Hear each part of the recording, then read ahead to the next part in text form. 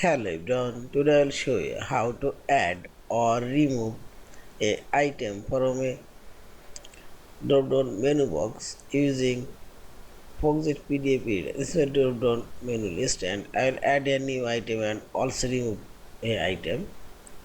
Now select form option this menu bar and select. Now select annotation. Now click on this box or drag box and select.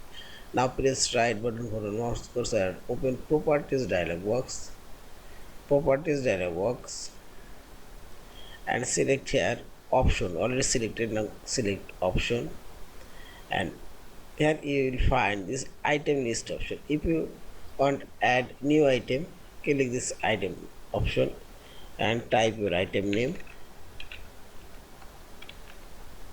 Now select add and see this new item add, and if you want exclude item, select and now select delete. Access delete. In this way you can add new item, also remove existing item. Now finally select close, select combo box and say zapper now added.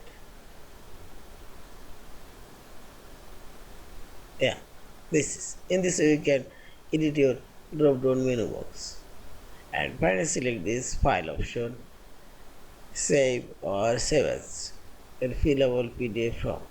Thank you for watching. Please subscribe, like, share and comments.